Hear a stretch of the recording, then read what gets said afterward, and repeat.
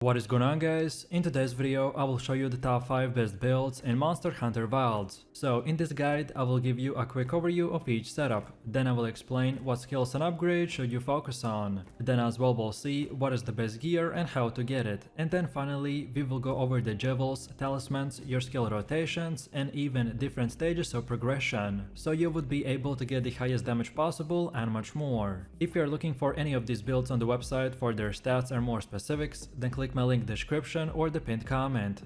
And then, just before we get into the video, let me introduce you to LagoFast, which is a software that ensures better and faster connection routes to game servers by eliminating connection issues with a single press of a button. All you need to do is sign up through their website, then download the software. Then, when you have LagoFast on your computer, just log in, choose the game that you want to play. For us, it's the Monster Hunter Wilds. Then select your server region and then click boost, and that's it. Now you can enjoy whatever game you want to play with the best possible connection and FPS. On top of this, you will get cool features like visible monster HP and the PS statistic plugin. So now you'll be able to see the HP bar of the monsters that you're fighting, which will give you a huge advantage and a better gameplay experience that other players don't get. On top of this, you will get even more access to cool features like the fixed Monster Hunter Wild slow unpack speed. Also have the option to get save data bonus without buying and playing the Iceborne expansion and much more. LagoFast is truly all-in-one tool that not only reduces your ping and boosts FPS, but as you can see will give you extra features that other players don't have. So what are you waiting for?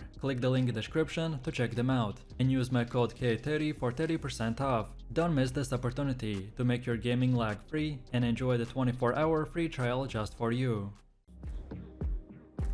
So moving over to the first setup, which is the Charge Blade Agitator build. The Charge Blade itself stands out as a versatile weapon, seamlessly blending defensive capabilities of a sword and shield with offensive power of an axe. When we use two of these weapons with the Agitator setup, then this weapon becomes exceptionally powerful by capitalizing on increased attack power and affinity during a monster's enraged state. The Agitator is a skill that enhances performance when a monster becomes enraged. At higher levels, this skill will significantly boost the attack power and affinity, leading to insane amounts of increased damage output during these critical moments. And given that the monsters spend a substantial portion of the battle in enraged state, so the Agitator skill will become incredibly OP for sustained offense and longer fights. To optimize this Agitator strategy, selecting armor pieces and abilities is crucial. So for skills we're using the Burst at level 5, Agitator at level 5, Attack Boost at level 4, Rapid Morph at level 3, and then also at level 3 Maximum Might and Antivirus. Then Load Shells we have at level 2 and Constitution also at level 2.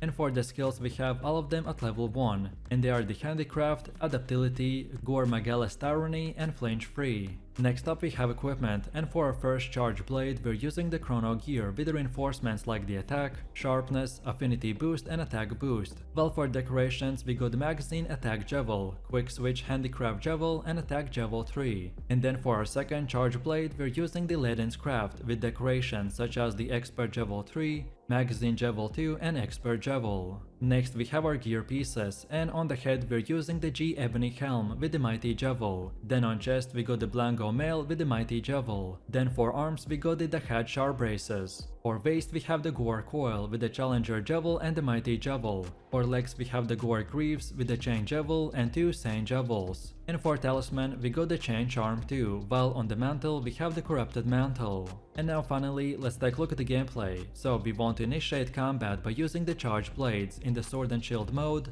to charge files by executing standard attacks. You need to focus on a monster's weak point to benefit from the weakness exploit. By doing this you need to pay close attention to the monster's state. And when it becomes enraged, the Agitator activates and will provide you with increased attack power and affinity. Also, with fully charged files and enraged monster, you then want to switch to the Axe mode to unleash powerful elemental discharges. On top of this, utilize the increased damage from the Agitator and burst to maximize impact. On top of this, I recommend to employ well-timed guards to trigger offensive guard to further boost the attack power to the max. You can use Evade Extender to reposition smartly and avoid incoming attacks. And lastly, maintain aggressive offense during the monster's enraged state, so we could capitalize on the Agitator skill and recharge the files as needed to repeat the cycle all over again.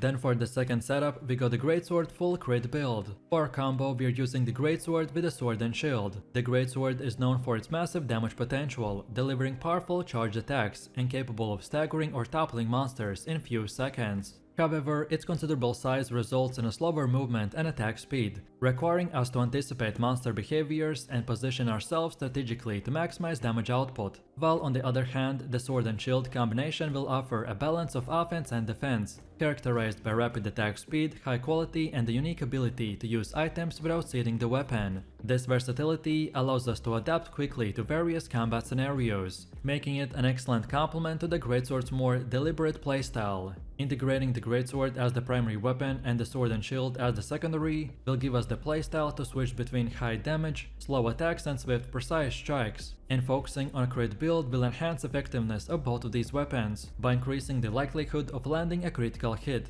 Thereby we can amplify our overall damage to the max. To optimize the full crit strategy, selecting armor pieces and abilities that complement both of our weapons is crucial. So for main skills we're using the critical boost at level 5, agitator at level 5, weakness exploit at level 5, and constitution at level 5. Then also we got the focus on level 3, coalescence at level 3, and antivirus at level 3. While then for the last 3 we got all of them at level 1, and they are the handicraft, gore Magallus tyranny, and the flinch free. Next up we have equipment, and for Greatsword we're using the Varianzi with the reinforcements like the attack, affinity boost and attack boost, while for decorations we got the critical javel 3, critical javel 2 and focused handicraft javel. Then for the secondary weapon we got the Lala Acantrophen sword and shield with decorations like the paralyzer javel 2, crit status level 2 and shield javel. Next we have our gear pieces, and on the head we're using the G Fulgur helm with the phoenix javel, then the Arc Vulcan mail with the challenger javel and the phoenix javel. Then on arms we got the G Arcveld vambraces with 3 physique javels. Then on waist we have the Gore coil with the challenger javel and the phoenix javel, while on the legs we're using the Gore greaves with the challenger javel and 2 Sane javels. And lastly for talisman we got the exploiter charm 2, and for mantle we have the corrupted mantle.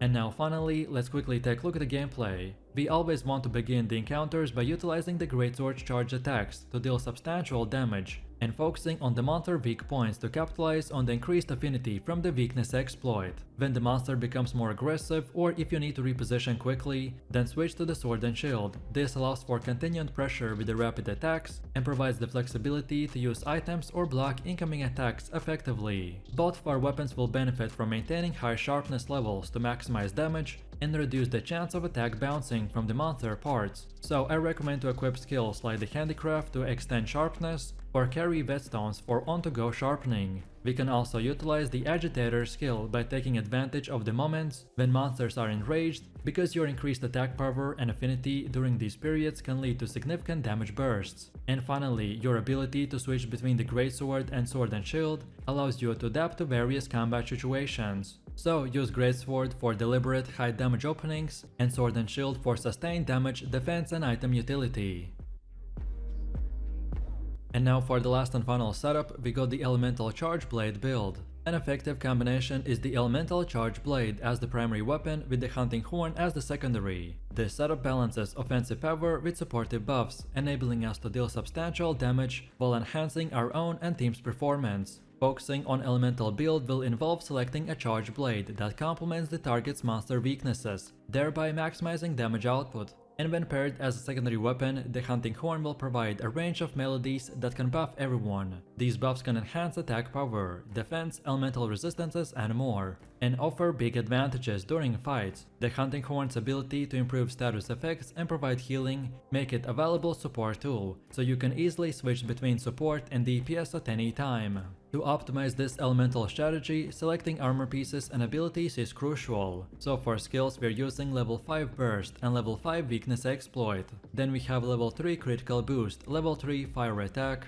level 3 maximum might, and level 3 divine blessing. Then we have level 2 load shells and level 2 windproof. And then for the last skills we have all of them at level 1. And they are the rapid morph, guard, Arcveld's hunger, recovery speed, self-improvement, and flare. Next up we have equipment, and for weapons on the charge blade we're using the chrono gear. with reinforcements like affinity, elemental boost and sharpness. While for decorations we got the critical Javel 3, Blaze quick switch Javel and the magazine iron wall Javel. And then for a second weapon we got the Persepian Kovera hunting horn, with decorations such as the sonorous attack Javel 2 and attack Javel 1. Next we have our gear pieces, and on the head we're using the G Ebony helm with Mighty Javel. Then for chest we got the Arc Vulcan mail with the Tenderizer Javel and a Mighty Javel. Then for arms we got the G Rotalus Vambraces with the Mighty Javel and 2 Protection Javels. Then for waist we got the Arc Vulcan coil with the Grow Javel and Protection Javel. While on the legs we got the Udra Mire Greaves with the Flare Javel. And then for talisman we got the Chain Charm 2, and for mantle we got Evasion Mantle. And now finally, let's take a look at the gameplay. So like for most charge blade builds, we want to start fights in the sword and shield mode, to charge files by executing standard attacks and focusing on the monster's weak points, to benefit from the weakness exploit. Then second of all, we want to utilize the hunting horn to play melodies that enhance elemental attack power, defense and other beneficial effects. So prioritize buffs that align with the team's strategy and the monster's characteristics. But then once files are charged and buffs are active, switch to the axe mode and unleash powerful elemental discharges, by capitalizing on the increased damage from the elemental attack buffs. You also need to regularly monitor and refresh hunting horn buffs to ensure continuous advantage. On top of this, keep files charged to maintain offensive pressure and readiness for high damage attacks. And lastly, don't forget to utilize the Hunting Horn's Echo Bubble feature to provide AoE buffs, enhancing team survivability and performance. And on top of this, use the Charge Blade's guard point and evasive maneuvers to defend against monsters.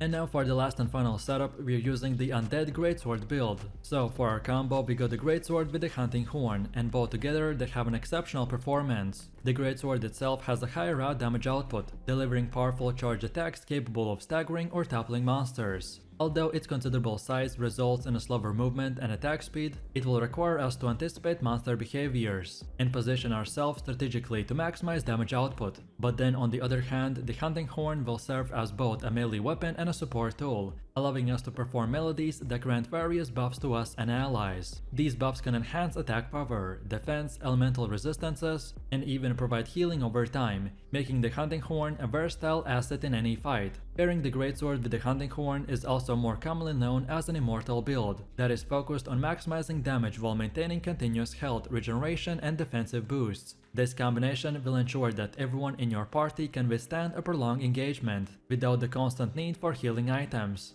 To optimize the Undead Greatsword strategy, selecting armor pieces and abilities that complement both our weapons is crucial. So for our main skills we're using the defensive boost at level 7, then weakness exploit at level 5, then Punishing Jaw at level 3, then Slugger at level 3, then Charge Master at level 3, then also Focus, Part Breaker, Divine Blessing and Recovery Up, all are at level 3. Next we have the Flare at level 2, and then the last skills like the Guardian Arcvelt's Vitality, Recovery Speed, Arcvelt's Hunger, Convert Element and Quick Seed all are at level 1. Next up we have equipment, and for the Greatsword we're using the Varanzi with the reinforcements like the attack boost, sharpness and affinity boost. While for decorations we got the Gambit Core Javel, Charge Core Javel and the Focus Core Javel. Then on our second weapon we got the Queen Chargemaker Hunting Horn, with decorations like the Sonorous Core Javel and the Drain Javel. Next we have our gear pieces, and on the head we're using the G Arcvelt helm, with the Tenderizer Javel and the Destroyer Javel. Then on chest we got the Arc Vulcan mail with the Tenderizer Javel and Destroyer Javel. Then on arms we got the G Arcvelt Vambraces with 3 different defensive Javels. Then on waist we got the Suya Zash with the Destroyer Javel and 2 Medicine Javels. Then on legs we got the Arc Vulcan Greaves with the Flare Javel and the Medicine Javel.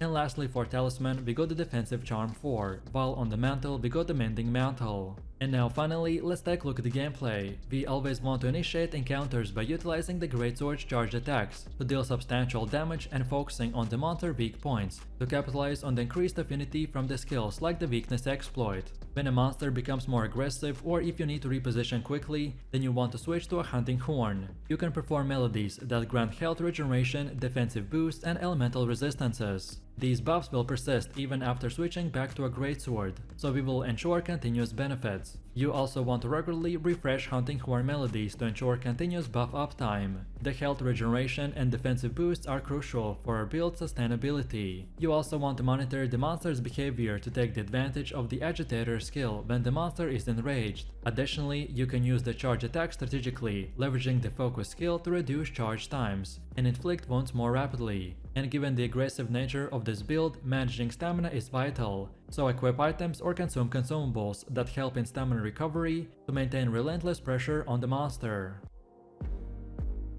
Then for the next setup, we got the Charge Blade Paralysis build. We will combine Charge Blade with the Insect Glaive to achieve a deadly combo. The Charge Blade is a complex weapon that seamlessly transitions between two modes, so the Sword and Shield mode and the Axe mode. This versatility allows us to adapt different combat styles to various situations, making the Charge Blade a formidable choice for those who are seeking both offense and defense. However, the Insect Glaive is renowned for its aerial combat capability and the use of the Kinset companion, and when equipped as a secondary weapon, the Insect Glaive Kinset can be utilized to apply status effects, such as paralysis to the target. Pairing these two weapons together in the paralysis-focused build will aim to immobilize the monster, by us creating openings for high damage attacks. This strategy involves using the Insect Glaive Kinset to inflict paralysis while leveraging the Charge Blade's powerful moves for insane damage. To optimize the paralysis strategy, selecting armor pieces and abilities is crucial. So for skills, we're using the Agitator at level 5 and Weakness Exploit at level 5. Then we have level 3 Critical Boost, level 3 Rapid Morph, level 3 Maximum Might, level 3 Quick Seed, and Antivirus at level 3. Then Load Shells we have at level 2, and Constitution is also at level 2. And then for the last skills, we have all of them at level 1, and they are the Attack Boost, Handicraft, Gore Megalis Tyranny, and the Flinch Free. Next up we have equipment, and for the weapons on the Charge Blade, we're using the Chrono Gear with reinforcements like the Attack Boost, and Sharpness. While for decorations we got Critical Javel 3, Magazine Attack Javel, and the Quick Switch Handicraft Javel. And then for our second weapon, the Insect Glaive, we got the Lehman's Gift with decorations like the Critical Javel 3, Critical Javel 2, and the Jagan's Javel. Next we have our gear pieces, and on the head we're using the G Fulgur Helm with the Mighty Javel. Then for chest we got the Arc Vulcan Mail with the Challenger Javel and the Mighty Javel. Then for arms we got the G Arcveld Vambraces with 3 Sheath Javels. For waist we got the Gore Coil with the Challenger Javel and the Mighty Javel. For legs we got the Gore Greaves with the Challenger Javel and 2 Saint Javels. And for talisman we got the Exploiter Charm 2, and on the mantle the Corrupted Mantle. And now finally, let's take a look at the gameplay. So we always want to initiate fights with the Charge Blade Sword and Shield mode, to charge files by executing standard attacks and focusing on the monster's weak points, to benefit from the Weakness Exploit. While engaging with the Charge Blade, we want to command the Kinset to target the monsters and build up paralysis status. You need to monitor the Kinset's stamina and recall it as needed, to maintain its effectiveness. Then once the monster is paralyzed, you then want to switch to the Axe mode and unleash powerful elemental discharges and super amped elemental discharges to inflict maximum damage during the immobilization window. I personally recommend to regularly extract essences with the Kinset to gain beneficial buffs such as increased attack power and movement speed.